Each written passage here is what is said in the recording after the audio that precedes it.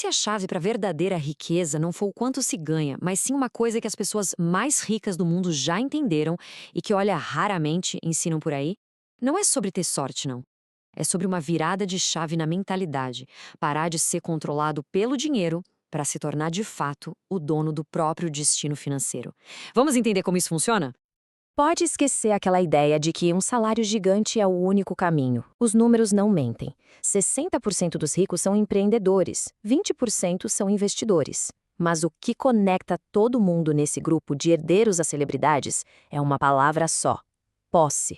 Eles são donos de alguma coisa, donos de ativos, de negócios, de algo que gera valor por si só. E isso basicamente divide o mundo em dois. De um lado, tem o dono, que está no controle, com ativos trabalhando para ele. Do outro, o possuído, que vive acorrentado por dívidas, por boletos, sempre dependendo do próximo pagamento. A pergunta que fica é: de que lado a gente quer estar? Olha, pode até parecer um pouco radical, mas para pensar um instante. O dinheiro cai na conta e quase que instantaneamente ele já some. Vai pro aluguel, pro cartão, pras contas. É uma corrida sem fim, sabe? Aquela rodinha de hamster.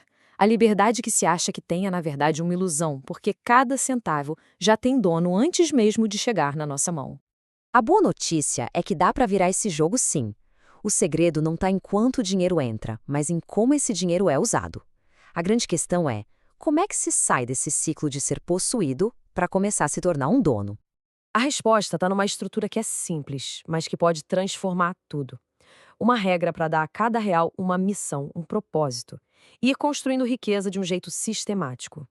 É a regra 20, 10, 60, 10. A ferramenta para quebrar essas correntes. O mais legal dessa regra é a simplicidade dela. É um framework que dá uma direção para cada real que entra. Não é sobre se privar de tudo, de jeito nenhum. É sobre ter intenção. É direcionar o dinheiro para onde ele realmente faz a diferença, construindo um futuro sólido, mas sem ter que sacrificar o presente. Então vamos para a parte mais importante, a que realmente vira o jogo. A primeira regra é o seguinte: 20% de tudo que entra não é para gastar, é dinheiro para investir, para comprar ativos, para colocar o dinheiro para trabalhar. Esse aqui é o motor que vai construir a liberdade lá na frente. Para a gente entender o poder disso na prática, vamos conhecer o Lucas e o Pedro. O Lucas começa a investir com 20 anos, colocando R$ 500 por mês. Já o Pedro ele só começa aos 30, mas para tentar compensar o tempo perdido, ele investe mais, 750 por mês. A lógica diria que o Pedro, por colocar mais dinheiro no total, terminaria com um saldo maior, certo? Bom, vamos ver o que acontece de verdade. E aqui vem o resultado que é surpreendente. Aos 60 anos, o Lucas, que no total investiu menos dinheiro, tem quase o dobro do Pedro. Isso é o poder dos juros compostos na veia. A lição aqui é claríssima. O tempo é o ativo mais valioso de todos, muito mais valioso que o próprio dinheiro. Certo, mas onde investir esses 20%? É bom pensar nisso como uma escada de risco. Dá para começar no degrau mais seguro, a renda fixa, e aos poucos ir subindo para fundos de índice, ações.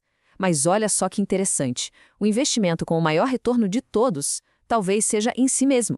Adquirir habilidades de alta renda como programação, vendas, marketing digital, coisas que multiplicam a capacidade de ganhar mais. O ponto central é este aqui.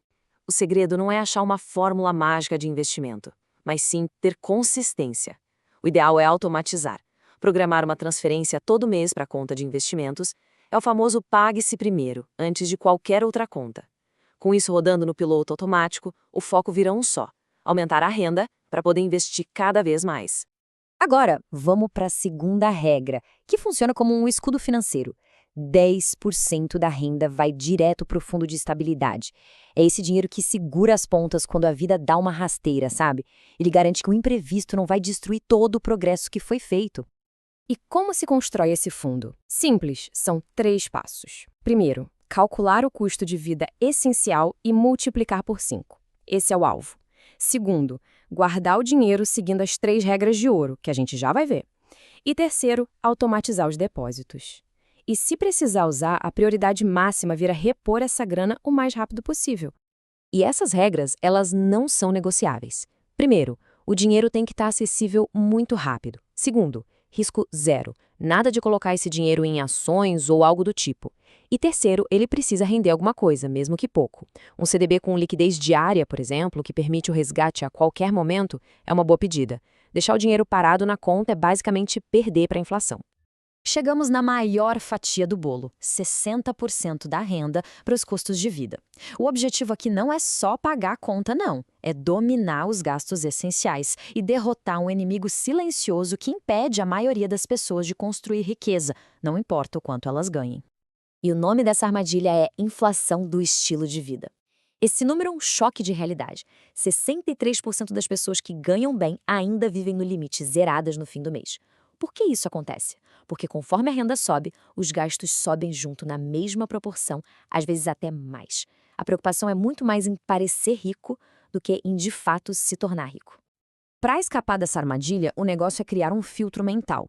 Antes de qualquer compra que não seja essencial, é só dar uma pausa e se perguntar: isso é impulso? Se for, espera uma semana.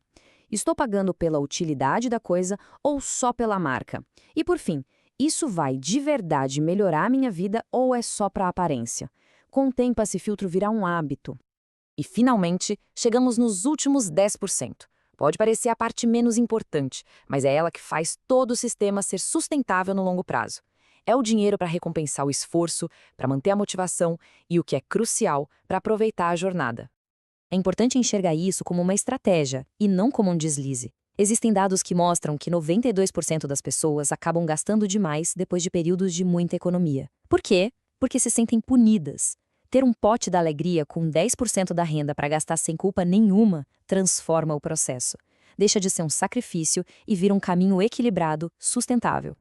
E aqui está o sistema completo: 20% construindo o futuro, 10% protegendo o presente, 60% para viver com intenção e 10% para curtir a jornada. Isso não é só um orçamento, é um plano de voo para a liberdade financeira que coloca quem segue no controle da situação. No fim das contas, a gente percebe que a verdadeira riqueza não é o saldo na conta bancária.